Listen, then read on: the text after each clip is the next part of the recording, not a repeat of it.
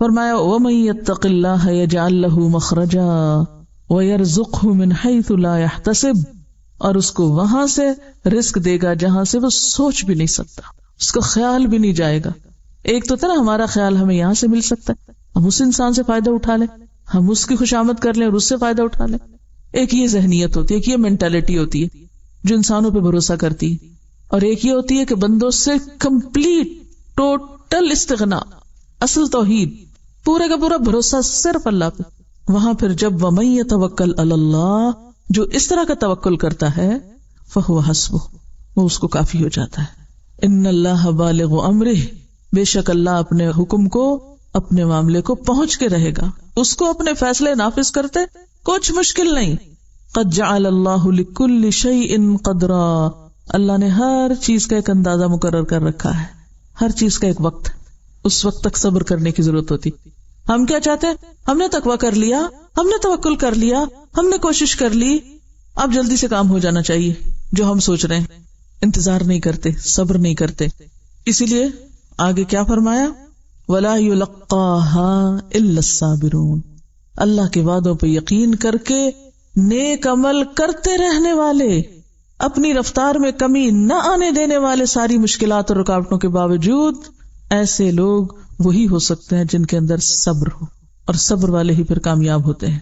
اب دیکھیے کہ یہ جو علم ہے، العلم، حقیقت کا علم، یا میں دین کا علم نہیں کہوں گی، کیونکہ جب میں لفظ دین بولتی ہوں نا پھر آپ اپنی نیند میں چلے رہا، دین پتہ ہے ہمیں، دین حقیقت کا علم، سچائی کا علم، دین یہی تو ہے ہمارا، سچائی کی بات، اصل حقیقت۔ حقیقت کا علم کس کو ملتا ہے؟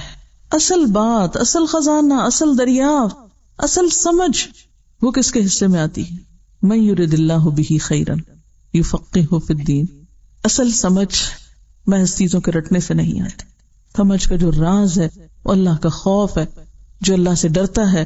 واتقوا اللہ ویعلمکم اللہ، اللہ اس کو سکھا دیتا ہے، تھوڑے علم میں بھی بہت برکت ڈال دیتا ہے اور انسان کو بہت آگے پہنچا دیتا ہے۔ پھر تو یہ جو علم حقیقت ہے یہ دنیا کی سب سے قیمتی چیز ہے، کہ کسی شخص کو ریالٹی کا پتہ چل جائے، سچائی کا پتہ چل جائے، اصل حقیقتوں کا پتہ چل جائے، کیونکہ انسان ہر وقت دھوکے میں ہے نا۔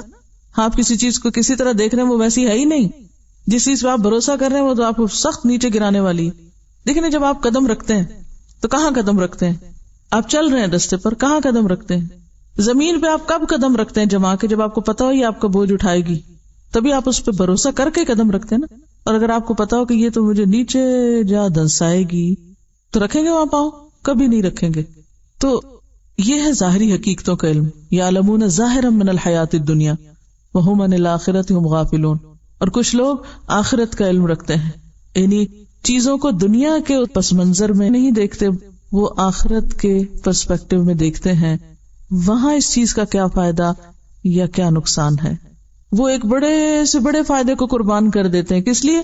یہ میری آخرت کے لیے نقصان دہ ہے، مجھے تو نہیں چاہیے یہ۔ اب دیکھنے والا کہتا ہے ہائے کتنا بے وقوف، اتنا بڑا فائدہ اس کو نقصان کر دیا۔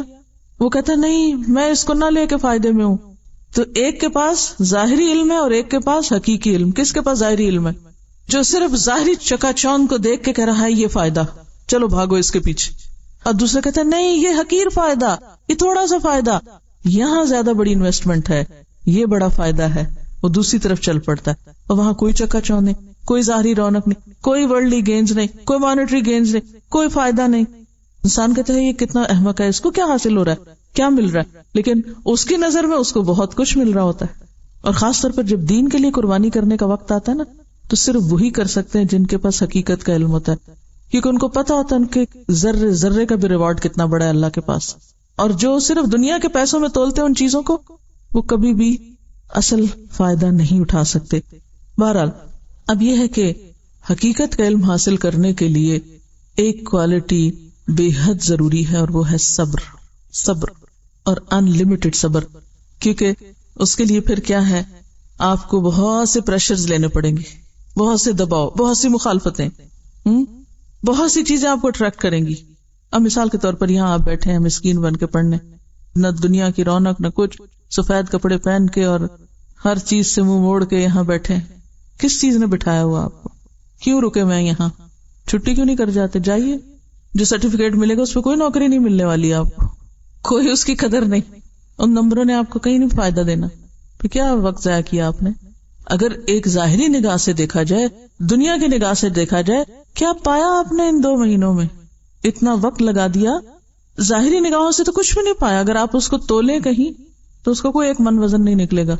کتنا مال آپ کا لگ گیا، وقت لگ گیا، آپ کی راحت، آرام، سکون، کھانا پینا، گھر بار، رشتے دار، پتہ نہیں کتنی پریشر آئے آپ پر، کتنی چیزوں نے ہلانا چاہا آپ کو، لیکن آپ اگر جمے رہے تو کس کے ساتھ؟ صبر کے ساتھ. تو یہ صبر ہے جو انسان کو حقیقت کا علم دیتا ہے، اور تب انسان ساری قربانیاں کر کے جمع رہتا ہے اور اس کے پائے استقامت میں لغزش نہیں آتی، کیونکہ اس کو معلوم ہے کہ وہ جو کچھ حاصل کر رہا ہے وہ خیر مما یجمعون، ان سب چیزوں سے اعلیٰ و افضل ہے جو لوگ باہر سمیٹ رہے ہیں اور اکٹھا کر رہے ہیں.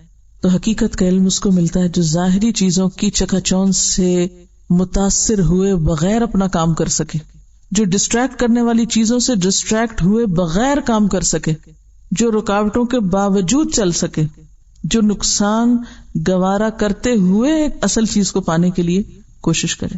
اب دیکھیں جو کان کن ہوتے ہیں نا، آپ کو پتہ ہے کہ بعض اوقات ان کی لائف رسک پہ ہوتی ہے. ڈائیورس سمندر کے اندر جا کے لائف رسک پہ ہوتی ہے، اڑنے والے بہت سے رسک پہ، ماؤنٹینئرس رسک پہ. کیا چیز ان کو خطروں میں ڈالتی ہے؟ وہ بزدل نہیں ہوتے. بزدل لوگ نہ ڈائیور ہو سکتے اور نہ ہی کوئی اور اس طرح کے کام کر سکتے. کیا چیز ان سے یہ سب کچھ کرواتی؟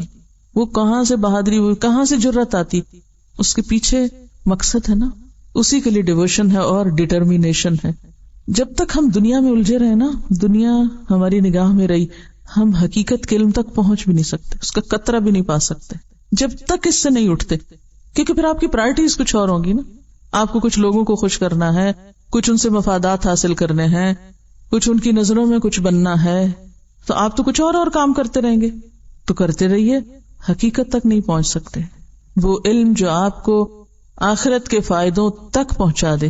وہ ایک دعا آپ کو یاد کرائی جاتی ہے، اللہم اقسم لنا من خشیتک ما تحول به بیننا وبین معصیتک. یہ کب آتی ہے وہ خشیت کہ جو انسان کے گناہوں کے لیے روک بن جائے؟ نہیں، یہ غلط کام میں کر ہی نہیں سکتی، چاہے مجھے کتنا مرضی فائدہ ہو، میں یہ جرم نہیں کر سکتی. یہ معرفت الہی سے آتی نا، حقیقی علم سے آتی. ورنہ تو جہاں 4 پیسے دیکھے، تھوڑا سا فائدہ دیکھا، انسان سب کچھ پیچھے چھوڑ کے بھاگ نکلا اس کے پیچھے. فانسلخ منہا فاتبعہ الشیطان فکان من الغاوین. وہ جو کتے کی طرح دنیا کی طرف لپک گیا شخص. ومن طاعتک ما تبلغنا به جنتک. یہ ہے نا حقیقت کا علم. ایسی اطاعت دے، ایسی فرما برداری دے کہ جو ہمیں تیری جنت تک پہنچا کے دم لے. اور وہ تبھی ہو سکتی ہے جب انسان ساری اٹریکشن سے نکل کر اللہ کے لیے خالص. ومن الیقین ما تهون به علینا مصائب الدنیا. ہمیں ایسا یقین دے. دیکھیں کہ یقین کی دولت ہوتی تو صبر آتا ہے. جب آپ کو اپنی کامیابی کا یقین ہے نا کہ جو راستہ میں نے اختیار کیا یہ درست ہے، یہ سچ ہے، حقیقت یہی ہے، تو پھر کیا ہوتا ہے؟ پھر انسان کے لیے بڑے بڑے مسئلے کچھ مسئلہ نہیں رہتے، کوئی مشکلات نہیں رہتی، بڑی بڑی تکلیفیں تکلیف ہی نہیں رہتی. ومن الیقین ما تهون به علینا مصائب الدنیا اللہم متعنا باسماعنا. اللہ ہمیں ہمارے کانوں سے فائدہ پہنچا، یعنی ہمیں ایسا سننے والا بنا کہ کوئی صحیح بات سنے جو ہمارے دل پہ جائے اور ہمارا عمل بدلے. اللہم متعنا باسماعنا وابصارنا وقواتنا ما احییتنا. اور ہماری ساری قوتیں، جتنے بھی ہمارے پاس صلاحیتیں ہیں، انرجیز، جو بھی پوٹینشیل ہے ہمارے اندر، یا رب اس کو ہم اس طرح استعمال کریں کہ جس کے ذریعے ہمیں تیری رضا مل جائے. متعنا، ہمیں فائدہ دے، ہمیں متاع دے. کس کے ذریعے؟ ہماری ساری قوتوں کے ذریعے. ہم اپنی ساری قوتوں کے ذریعے صرف دنیا کی ظاہری فائدے حاصل کرنے میں آگے ہیں. وَجَعَلْهُ الْوَارِثَ مِنَّا. ایسے کام کر جائیں کہ صرف ابھی نہیں، بعد میں بھی صدقہ جاریہ بن جائیں یہ سارے کام. وَجَعَلْ ثَأْرَنَا عَلَى مَنْ ظَلَمَنَا. اور اس سے تو ہمارا بدلہ لے لے جس نے ہم پہ ظلم کیا. یعنی ہمیں تو ظالموں سے بدلہ لینے کا بھی وقت نہیں، کیونکہ ہم اس میں بھی الجھنا نہیں چاہتے. ہم یعنی اتنا فوکس رکھنا چاہتے ہیں اپنے آپ کو کہ ظالموں کا معاملہ بھی تجھ پہ ڈالتے ہیں. وَانصُرْنَا عَلَى مَنْ عَادَانَا. اور جو ہم سے عداوت رکھتا ہے اس کے مقابلے میں تو ہماری مدد فرما.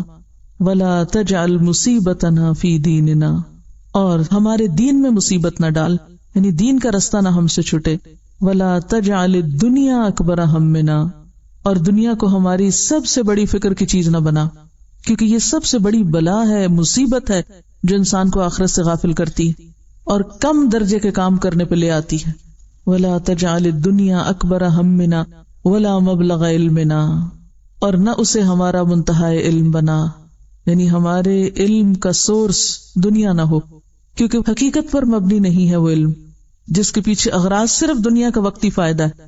وَلَا تُسَلِّطْ عَلَيْنَا مَن لَا يَرْحَمُنَا، اور ہم پر وہ شخص مسلط نہ کر جو ہم پہ رحم نہ کرے. تو بہرحال جب تک آپ وقتی کشش کی چیزوں سے دستبردار نہیں ہوتے، لکھ لیجئے یہ جملہ، جب تک وقتی کشش کیا ہوتی ہے؟ کبھی ایک چیز اپنی طرف کھینچتی، کبھی دوسری، کبھی تیسری، اور اس میں صرف مال و دولت نہیں، ہر طرح کی چیزیں ہیں. وقتی کشش کی چیزیں کیا کیا ہیں اس میں؟ اولاد، مال، دوست، اور ہر محبوب چیز، ہر وہ چیز جس سے ہمیں محبت ہے. ہم کام کرنے لگتے ہیں، وہ کیا کرتی؟ ہمیں اپنی طرف کھینچ لیتی. اچھا، اب ہمارا دل ہے اس میں، لہذا ہم بھی بغیر کسی تعامل کے کام چھوڑتے ہیں اور ڈوب پڑتے ہیں، ادھر پھسل جاتے ہیں، ادھر گر پڑتے ہیں. کیا ایسا ہی نہیں ہوتا؟ ہم جو بہت سے کام نہیں کر پاتے، کیوں نہیں کر پاتے؟ کبھی اس کی محبت پاؤں پکڑے ہوئے، کبھی اس کی محبت پاؤں پکڑے ہوئے، کبھی انسانوں کی محبت، کبھی دولت کی، کبھی کسی اور چیز کی. لہٰذا جو ہم زندگی میں منصوبے بناتے ہیں، ارادے کرتے ہیں، ان کو کبھی پورا نہیں کر سکتے، کیونکہ ایسے لوگ کر سکتے ہی نہیں. حقیقت کا علم پانے کے لیے، آخرت کمانے کے لیے، آخرت تک جانے کے لیے جب تک وقتی اور ظاہری کشش کی چیزوں سے اوپر نہیں اٹھیں گے، منزل نہیں پا سکیں گے. کیونکہ چھوٹی چھوٹی چیزیں ہم اپنی طرف ایسے کھینچ لیتی ہیں، ہاں اس میں بڑا فائدہ ہے، چلو یہ کام کر لیتے، اس سے یہ مل جائے گا، چلو ادھر چل پڑتے، اس سے یہ حاصل ہو جائے گا، ادھر چلتے ہیں. یعنی ہر تھوڑی دیر کے بعد اپنے جو موٹیوز ہیں یا اپنے جو ٹارگٹس ہیں یا جو اپنے مقاصد ہیں ان کو بھول جانا، اور کبھی ایک چیز پہ گر پڑنا اور کبھی دوسرے پہ گر پڑنا. دنیا کی رونقوں، دنیا کی مشکلات سے ڈسٹریکٹ ہونا انسان کو منزل سے دور کر دیتا ہے اور حقیقت سے بھی دور کر دیتا ہے. اب دیکھیے کہ دنیا کے اٹریکشن سے اوپر اٹھنا صبر کا مشکل ترین مرحلہ ہے، مشکل ترین صبر ہے.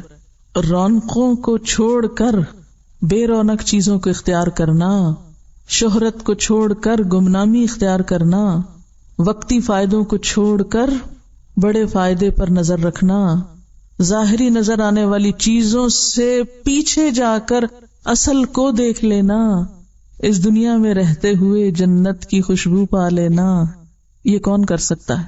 صرف وہی جو انتہائی صبر کرنے والا ہو، سخت صبر کرنے والا. اور جو ایسا صبر نہ کرے اس کا علم اور حکمت میں کوئی حصہ نہیں ہے، علم اور حکمت میں کوئی حصہ نہیں ہے، اس کو خدا کی معرفت گویا ملی ہی نہیں ہے، چاہے وہ بڑی بڑی تفسیریں بھی لکھ ڈالے، وہ علم و حکمت نہیں پا سکتا. ٹھیک ہے، جو شخص ظاہری رونقوں سے اوپر نہ اٹھ سکے، ظاہری چمک دمک سے آگے نہ جا سکے، وہ علم و حکمت نہیں پا سکتا، وہ عمل صالح نہیں کر سکتا. یہ صرف صبر والوں کا کام ہے. اب آپ اگر اس وقت ساتھ ساتھ محدثین کی تاریخ پڑھ رہے ہوتے نا، کچھ کام کرنے والوں کے پیچھے کے حالات اور واقعات پڑھے، تو پھر آپ کو یہ باتیں عمل سے سمجھ میں آتی. صحابہ کرام کے اندر اگر ایک جوہر ہے تو وہ یہی کہ انہوں نے ظاہری رونقوں کے پیچھے اپنا منزل اور اپنا مقام رکھا.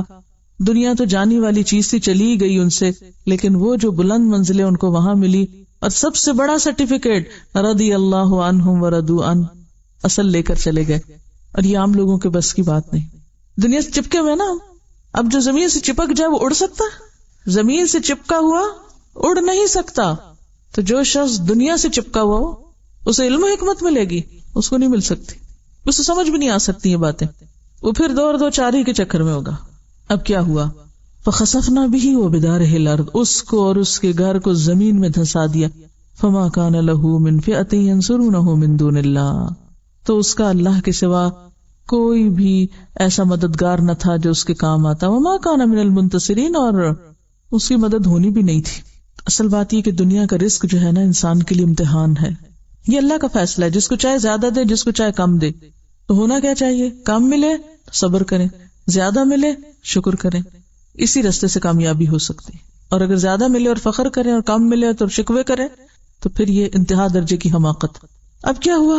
وَأَصْبَحَ الَّذِينَ تَمَنَّوْا مَكَانَهُ بِالْأَمْسِ، تو وہ لوگ جو کل تک اس کے مقام کی تمنا کر رہے تھے کاش ہمیں بھی وہ ملتا جو قارون کو ملا.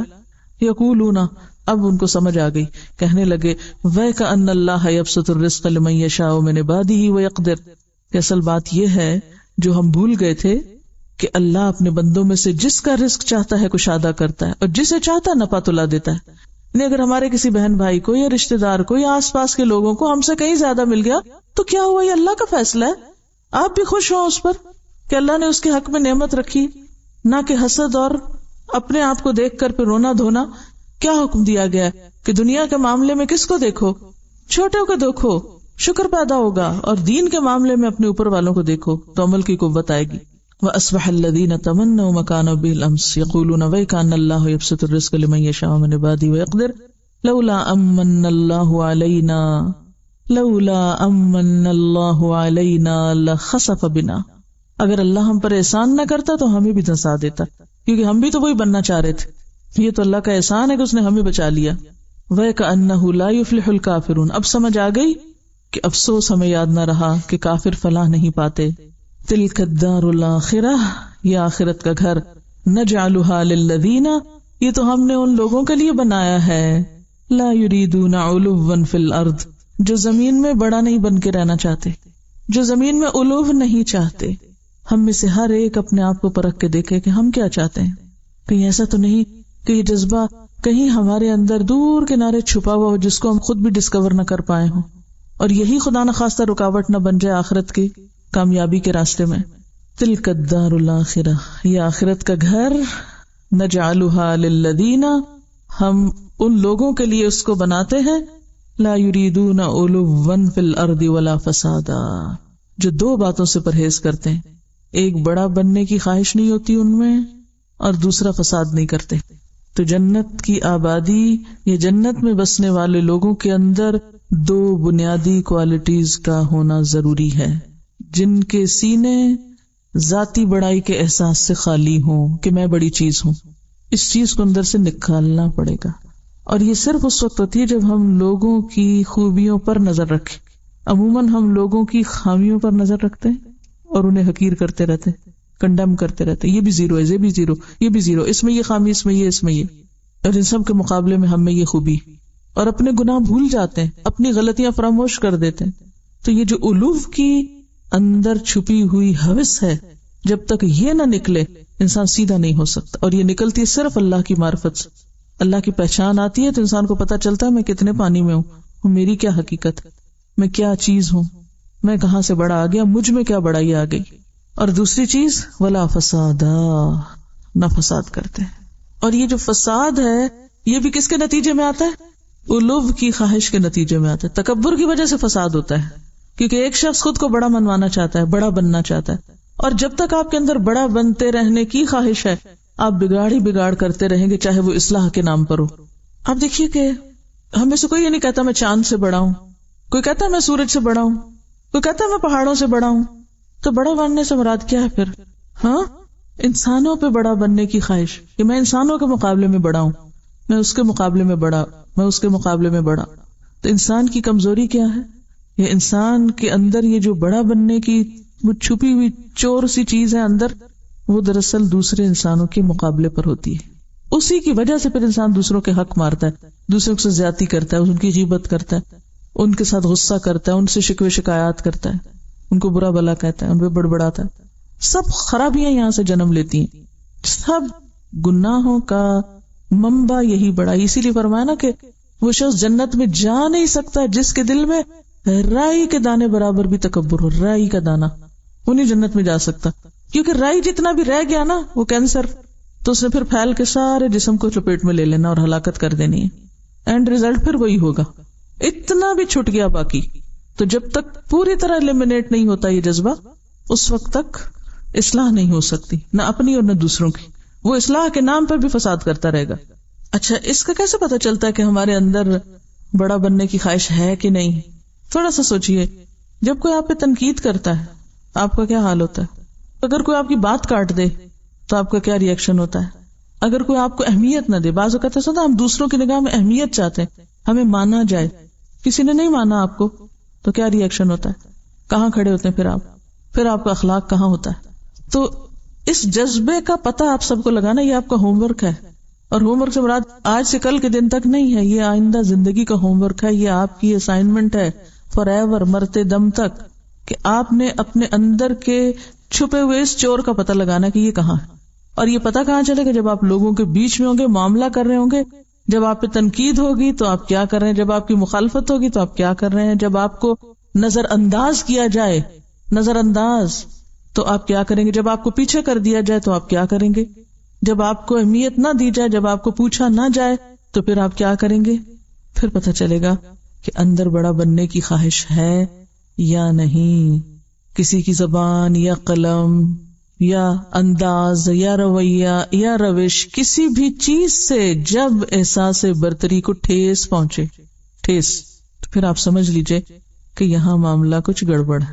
دیکھیے، جب تک بندوں سے بے نیاز نہیں ہوتے نا، ان کی محبتوں سے، ان کی نفرتوں سے، ان کی تعریفوں سے، ان کی تنقیدوں سے، ان کے شکریہ سے، ان کی جزا سے، ان کے بدلے سے، ان کی طرف سے ملنے والے فائدوں سے جب تک بے نیاز نہیں ہوتے اور جب تک ایک اللہ کو نہیں پکڑتے ہر چیز میں، تو آپ اس مشکل سے نہیں نکل سکتے.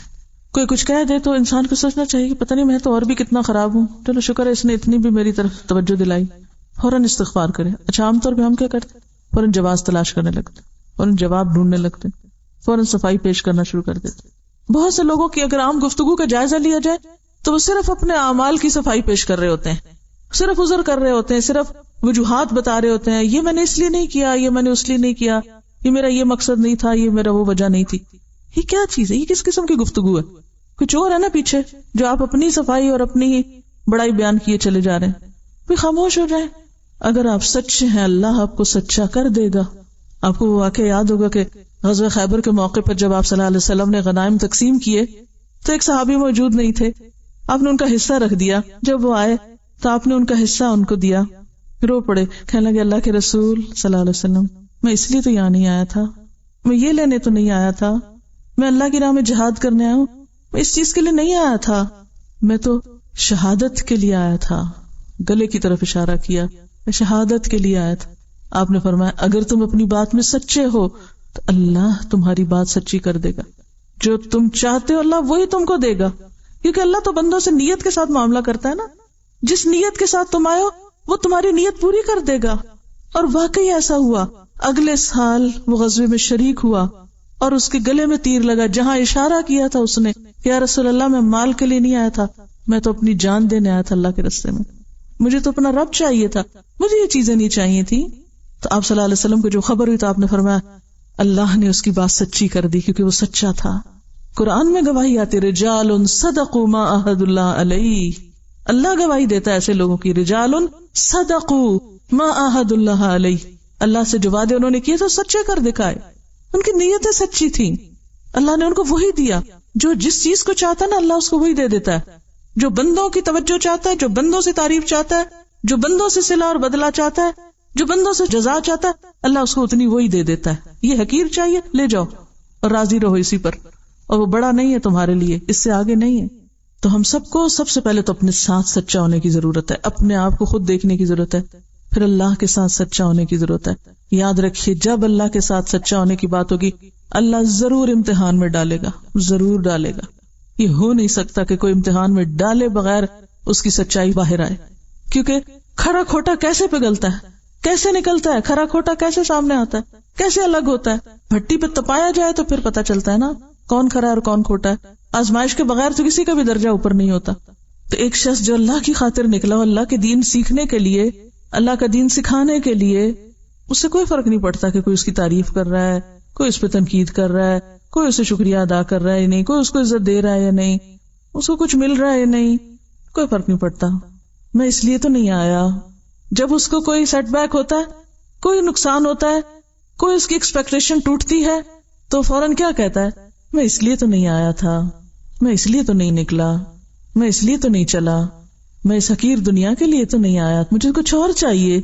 وہ تو پھر دنیا کی طرف سے ملنے والے فائدوں پر بھی آنسو بہاتا ہے کہ یہ کیا ہوا یا رب، اس لیے تھوڑی کیا تھا، مجھے تو چاہیے تھا. اور میں تیرے سے کم کسی چیز پر راضی نہیں ہوں کہ تو مجھے نہ ملے اور یہ دنیا کی ٹھیکریاں مل جائے مجھے، تیرے سوا چھوٹی چیزوں میں میں راضی نہیں ہوں. تو جب تک اس سے اوپر نہیں اٹھیں گے، لا یریدون علوا فی الارض ولا فسادا، اس وقت تک وہ حاصل نہیں ہو سکتی جس کا وعدہ ہے. اور اللہ کتنا قدردان ہے، من جاء بالحسنہ، جو ایک نیکی لایا، فلہ خیر منہا، اللہ اس سے بہتر اس کو بدلہ دے گا. ومن جاء بالسیئہ، اور جو برائی لایا، جس نے برائی کی، فلا یجزی الذین عملوا السیئات الا ما كانوا یعملون، تو وہ نہ بدلہ دیے جائیں گے ان برائیوں کو جو انہوں نے کیے مگر وہی جو وہ عمل کرتے رہے. آخرت کا گھر ان لوگوں کے لیے ہے جو زمین پر اپنی بڑائی نہیں چاہتے اور فساد نہیں کرتے. تو اپنی بڑائی کے بارے میں یا تکبر کے بارے میں چند ایک احادیث یاد دہانی کے لیے رسول اللہ صلی اللہ علیہ وسلم نے فرمایا، کیا میں تم کو اہل جنت کے بارے میں بتا دوں کہ جنت والے کون ہیں؟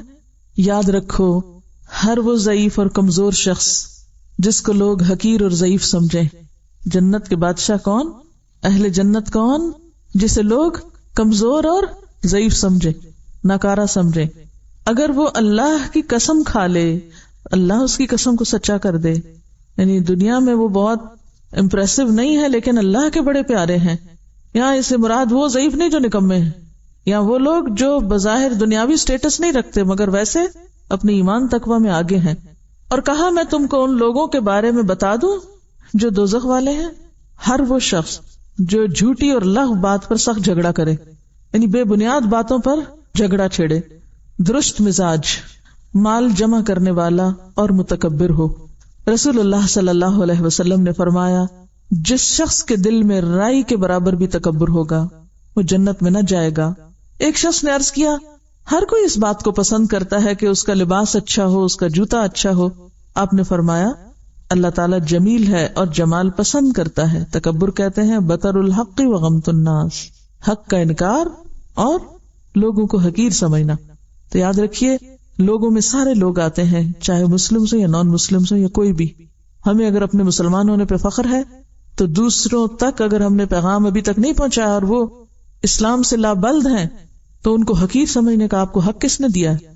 آپ کو کیا خبر کہ ان کی لا علمی اور ان کے حالات کی وجہ سے اللہ تعالیٰ ان کو تو چھوڑ دے اور پکڑ لے آپ جیسے فخر کرنے والوں کو جو صرف دین کو اپنی ہی جائیداد بنا کے بیٹھ گئے اور اپنا ہی ورثہ سمجھ لیا.